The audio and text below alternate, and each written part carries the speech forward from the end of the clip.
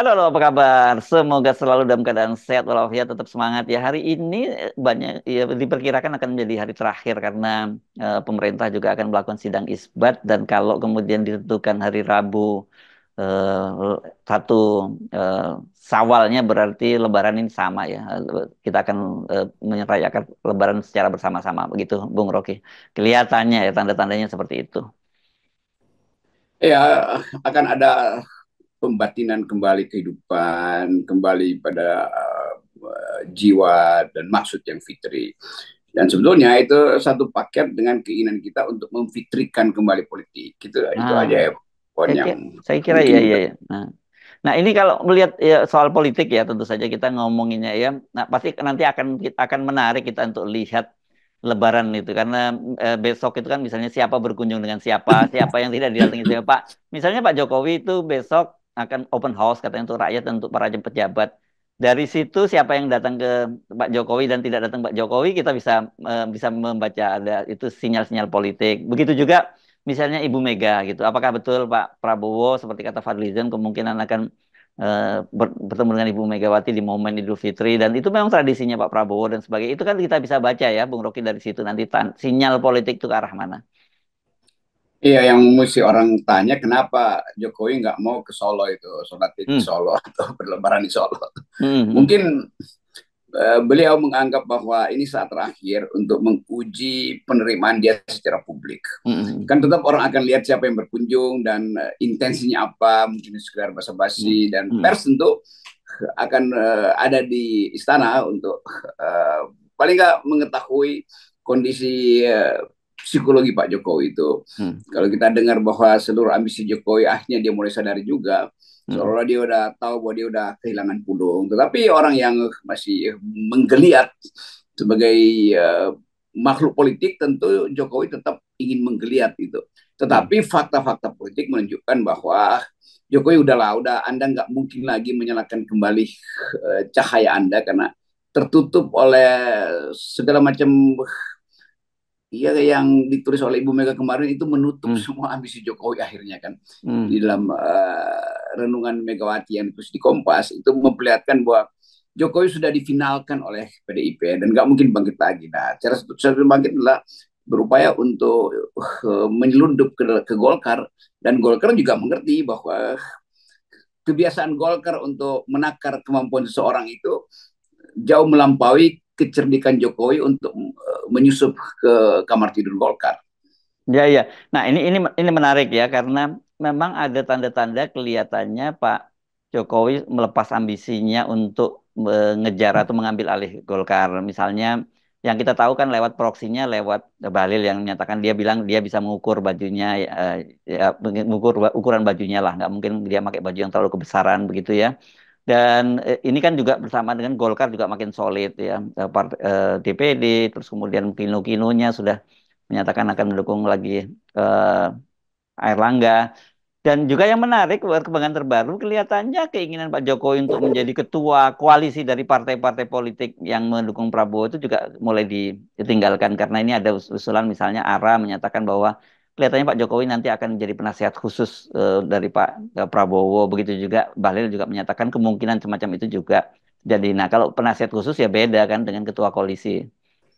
Iya benar, Gus itu ya diperlukan sebagai tempelan aja sebetulnya. Mhm. Mhm. Semacam penghormatan kecil, bukan penghormatan besar bahkan. Tetapi kedudukan Jokowi tentu tidak akan dengan cepat dilengsarkan oleh sejarah. Karena itu masih ada posisi penasihat khusus. Tapi pertanyaannya mau menasihati siapa? Kalau portofolio kabinetnya udah selesai, ya tentu saja tidak ada yang mau dinasihati oleh Pak Jokowi, menteri-menterinya kan. Kan penasihat khusus ada menasihati juga ke kabinet, tetapi harus melalui Prabowo. Tentu Prabowo akan bilang ya udah semua aktivitas teknis kementerian itu sudah dikuasai oleh atau sudah sepenuhnya ada dalam tanggung jawab para menteri. Nah, fungsi daripada penasihat khusus ini mungkin ya menitipkan hal-hal kecil yang masih berhubungan dengan dinasti atau sisa-sisa kepentingan dia itu, terutama dalam soal hubungan antara sisa-sisa kekuasaan Jokowi dan sisa-sisa oligarki Jokowi kan cuma itu. Jadi mungkin lebih banyak memberi nasihat atau beri masukan pada Prabowo tentang kepentingan sisa-sisa oligarki. Tapi itu Mhm. juga paling 1 semester selesai. Ya, ya, ya. Saya kira kita membayangkan ya, memang satu penasihat khusus itu tidak ada dalam nomenklatur pemerintahan ya. Bahkan sebenarnya kan ada yang namanya penasihat presiden itu one team press ya, Bung Rocky ya, Dewan Pertimbangan Presiden yang selama ini pun juga perannya itu nggak ada juga ada dan tiada lah, nggak ada one team press juga nggak apa-apa juga kan nggak di itu bahkan sebenarnya ada nomenklaturnya pemerintahan. Tapi kalau penasihat khusus, saya kira lebih pada memang fungsinya yang dibutuhkan oleh Prabowo. Saya membayangkan orang seperti Pak SBY mungkin jauh lebih diperlukan ketimbang Pak Jokowi dalam hal kalau soal penasihat khusus, khususnya misalnya dalam hubungan-hubungan internasional, masalah kemiliteran gitu, pasti orang seperti Pak SBY lebih dibutuhkan. Ya, itu yang kita bayangkan apa yang disebut penasihat khusus, mau dinasihati apa. Nanti tumpang tindih juga dengan Dewan Pertimbangan One Team Press yang Ya. memang fungsinya adalah memberi masukan teknokratis kan. Hmm. Jadi kalau masukan teknokratisnya diperoleh dari One Team Press yang memang biasanya diangkat dari orang-orang yang kapasitasnya tidak perlu dipertanyakan lagi, itu selesai. Jadi soal birokrasi, soal nasihat teknis datang dari One Team Press tuh. Kalau soal nasihat ideologi tentu tidak mungkin datang dari Pak Jokowi karena Pak Jokowi nggak ngerti apa arah bangsa ini secara ideologis kan. Ya, Kan ya. mestinya Pak Jokowi jadi penasehat untuk menghasilkan diskursus kerakyatan, diskursus Soekarnoisme berdasarkan pengetahuan dia. Nggak mungkin Pak Jokowi jadi penasehat spiritual Prabowo atau jadi Hmm. penasehat global politik, itu nggak ada kapasitasnya di situ. Jadi kelihatannya kursi itu sekedar dibuatkan untuk menghormati eh, Pak Jokowi sebagai orang yang pernah mengasuh Prabowo, tapi selebihnya secara politis nggak ada perannya lagi, tidak ada poinnya lagi tuh. Ya, Tapi ya. ya Indonesia kan Pancasilais selalu dianggaplah ada fungsi seseorang tuh. Walaupun dalam perkembangan nanti tentu kedudukan SBY jauh lebih Hmm. signifikan daripada kedudukan Jokowi sebagai dua mantan presiden tuh. Ya, Yang ya. satu, yang satu juga punya akses yang lebih dekat dengan Prabowo secara historis dan secara akademis. Sementara Jokowi hanya punya akses birokratis yang juga tidak begitu panjang, yaitu kesempatan untuk bersama dengan Prabowo ketika Prabowo ada di kabinet sebagai Menteri Pertahanan doang kan itu. Kan Hmm. lain kalau Prabowo pernah pindah-pindah jabatan berarti Prabowo punya punya kapasitas untuk meminta nasihat di bidang ekonomi misalnya itu kan Prabowo hanya di bidang pertahanan tuh dan nggak mungkin Prabowo minta nasihat pertahanan pada Pak Jokowi. Jadi sekali lagi itu semacam hadiah kultural bagi Pak Jokowi itu Hmm. untuk mempersiapkan Jokowi mulai melakukan refleksi tentang apa yang pernah dilakukan pada bangsa ini. Dan Ya, orang ya. tetap akan ingat bahwa seluruh hal yang buruk tentang demokrasi itu pasti peran Jokowi. Kan nggak ada peran lain di situ kan nggak ada dia presiden. Atau dalam bahasa Ibu Megawati adalah kegelapan demokrasi. Iya itu dan kelihatannya tulisan Ibu Mega itu memukul secara batinnya langsung pada Jokowi itu karena Jokowi ngerti bahwa surat itu atau tulisan Ibu Mega adalah surat untuk Jokowi yang dititipkan melalui Mahkamah Konstitusi. Kira-kira Ya, ya. poinnya Ya. seperti itu dan memang dahsyat efek. Sampai sekarang semua orang masih membicarakan surat dari tulisan Ibu Mega sebagai refleksi sekaligus protes terhadap keadaan politik hari ini. Ya, dan saya kira sebenarnya posisi Ibu Megawati itu memang jauh lebih penting, jauh lebih dibutuhkan gitu oleh Pak Prabowo ketimbang Pak Jokowi ya, karena bagaimanapun juga PDIP tetap menjadi partai nomor satu sekarang gitu ya, dan itu penting untuk stabilitas pemerintahnya Prabowo gitu ketimbangannya Pak Jokowi karena kan kalau ngomongin partai politik Pak Jokowi partainya nggak lolos parlemen gitu ya, Bung Rocky. Kemudian ada akses dari Gibran, Gibran itu hanya ban serep. Bahkan orang seperti Pak SBY juga lebih kuat dibandingkan Pak Jokowi karena punya partai Demokrat dalam hal ini. Dan Ibu Megawati, saya kira kalau memang kemudian ada upaya kelihatan dari Gerindra untuk mempush agar bertemu dengan Ibu Megawati, problemnya kan Ibu Megawati pasti tidak nyaman lagi dengan Pak Jokowi sekarang gitu. Ya itu poinnya dan memang salah kalkulasi atau memang nggak mungkin kita berharap ada pikiran panjang dari Jokowi itu. Karena pada akhirnya peran PDIP, Yunto Ibu Mega nggak mungkin dihapus dari sejarah, dari peta politik Indonesia. Iya. Kalau Jokowi hapus, Oktober dia udah hapus dari peta politik karena dia nggak punya partai kan. Mhm. Dan itu kesalahan Jokowi. Dia pikir dia bisa kendalikan semua orang hanya melalui sprindik. Nah setelah dia nggak jadi presidennya, sprindiknya nggak ada, tidak ada kekuatan lagi. Tapi PDIP masih punya kekuatan, dia masih punya fraksi, dia masih punya gubernur, dia masih punya kepala daerah, atau dia masih punya anggota DPR. Dan Jokowi nggak punya apa-apa. Jadi sebetulnya Jokowi akhirnya menyesal kenapa dia berupaya untuk uh, memberangus Megawati atau bahkan mengacaukan, merusak Partai Demokrasi Indonesia Perjuangan. Nah itu tuh kutukan sejarahnya berlaku.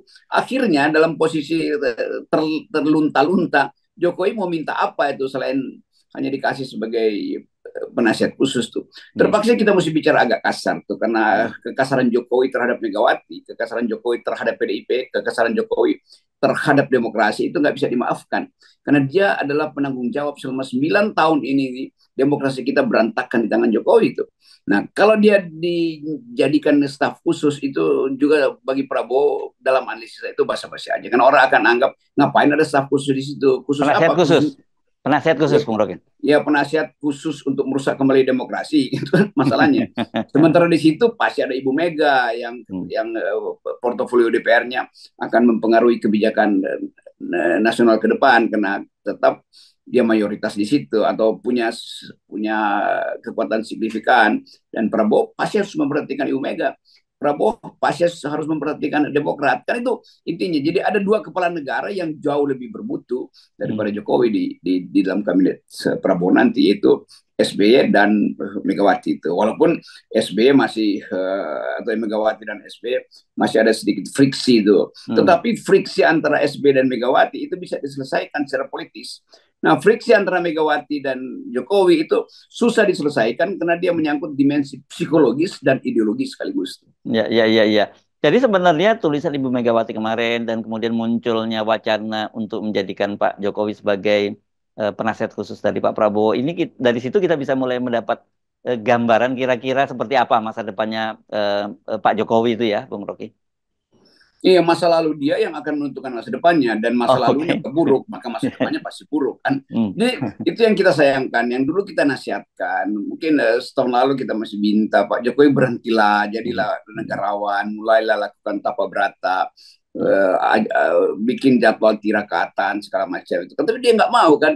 Sampai akhirnya sampai 24 jam lalu dia masih berupaya untuk memaksa Golkar supaya mencalonkan Bobby kan. Nah bagi Golkar ya udahlah nggak apa-apa lah kita terima aja semua itu tuh. Toh nanti Anda nggak akan berkuasa lagi. Di satu waktu nanti bisa dibatalkan pencalonan Bobby kalau misalnya Golkar bikin survei dan ternyata Bobby tidak kuat untuk disungut maka dibatalkan. Lalu sakit hati lagi Jokowi itu. Pada saat dia sakit hati dia nggak punya peralatan untuk menginfus dirinya sendiri bahkan. Ya, ya, ya, ya. Oke, saya kira Lebaran ini akan makin menarik begitu ya.